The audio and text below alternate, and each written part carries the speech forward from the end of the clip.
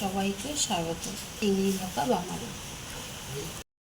তার জন্য আমি নিয়েছি 250 গ্রাম চিংড়ি। চিংড়ির আমি মাথার কাঁটাটা কেটে বাদ দিয়ে দিয়েছি, পেছনের লেজার কাছেও কাঁটাটা কেটে বাদ দিয়ে দিয়েছি, পেছনের যে একটা নোংরা জিনিস থাকে সেটাকেও আমি বের করে নিয়েছি। হ্যাঁ, আমি মধ্যেখানে সুরগুলোকেও কেটে বাদ দিয়ে দিয়েছি। এবার এটা আমি নুন হলুদ মাখাবো।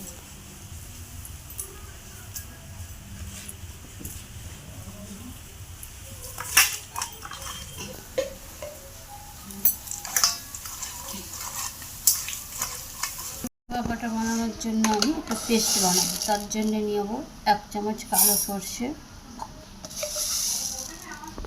1 চামচ সাদা সর্ষে, 1 চামচ পোস্ত, নেব 5টা কাঁচা লঙ্কা, মতো নুন।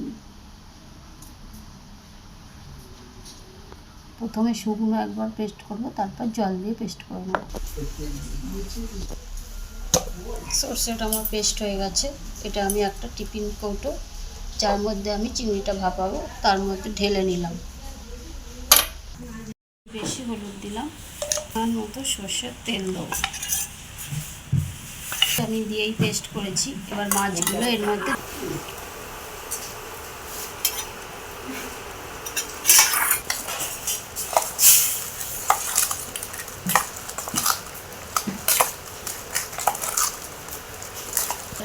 তেল আমি ওপর থেকে ছড়িয়ে দেবো। কাঁচা লঙ্কা দিয়ে এটি আমি 20 মিনিট ভাপে বসিয়ে কড়াতে জল দিয়ে দিয়েছি। ওপর থেকে একটা চাপা দিয়ে এটা আমি তুলে,